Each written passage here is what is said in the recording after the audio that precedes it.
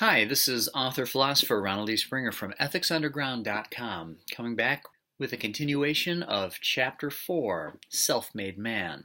Today we're going to talk about our mental structure. I believe this is Part 7. The elements of a single thought are the foundation upon which every wonder of man has been built, and need to be understood explicitly if we are to comprehend and own any firm moral convictions. The most important phase in our ethical maturation is gaining explicit understanding of the structure by which man accumulates and validates his knowledge. Most understand and accept that a healthy diet, exercise, and posture for the body are ideal, yet do not grasp that a healthy posture also exists for a consciousness, the structure for an unlimited database which only the discipline of reason can build and reference. Being carbon-based, water and oxygen-sustained entities, men require all the same nutrients to survive. The needs of water and oxygen are axiomatic, or in other words, are self-evident foundational truths. Axiomatic needs are fundamentally irrefutable and reach substantially deeper than most imagine. They transcend these obvious physical associations to reveal links directly into conceptual processes. Every man's mind classifies information alike, building concepts in a standard pattern, and we either learn to hamper this natural design or learn to act in accordance with it. The process is called conceptualization, and we run it at some level all day long. The proper means of cognition is in itself an achievement. It is achieved, not granted, earned, not automatic, respected, not forced. And it can be learned any time one assumes the responsibility to do so. Nature, to be commanded, must be obeyed, and the proper utilization of the mind must be accepted by all those who intend to think, to live, and to enjoy living. The aim of the self-made. Accountable conceptualization is the abstract, axiomatic necessity of life sustenance for man. It isn't a separate issue of our need of air and water, but an extension of the same requirement, moving from direct sensate observation to conceptual observation, driven by the capacity of volition. Its first step, perception, is the open integration of clear, coherent sensory data. Perception must be used in any observation of existential matter and in any communication with others.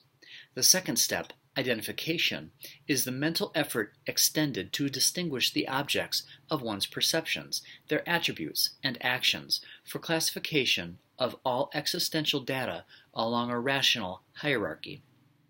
To give them names, to name their attributes, to measure their motions and characteristics is a hierarchy called an epistemological chain of knowledge.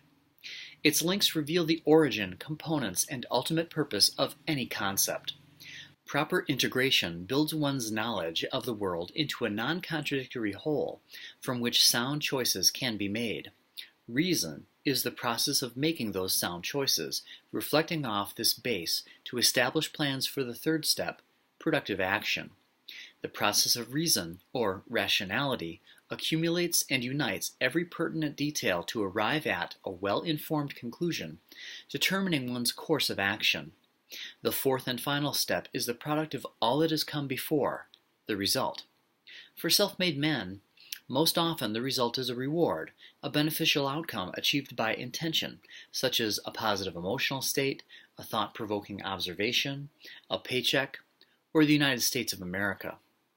Reward is often mistaken to be only a resultant factor, not a part of the process.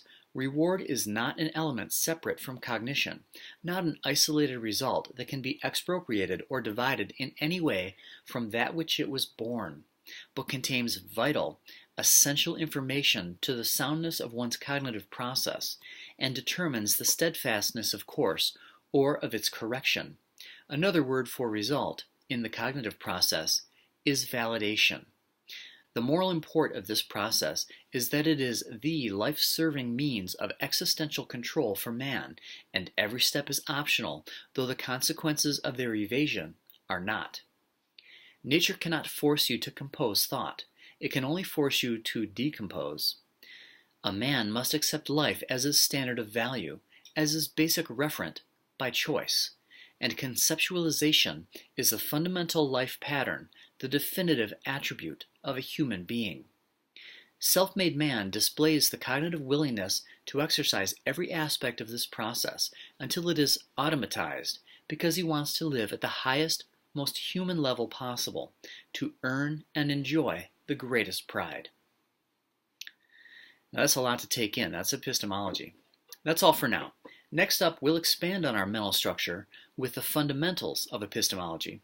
Click subscribe and leave a thumbs up if you'd like to help wipe out moral confusion in the world and make it a better place. Below are links to Moral Armor and the Care and Feeding of Freedom, my latest book, on Amazon. Please leave comments or questions, and I'd be glad to explore these topics further with you. Thanks for watching.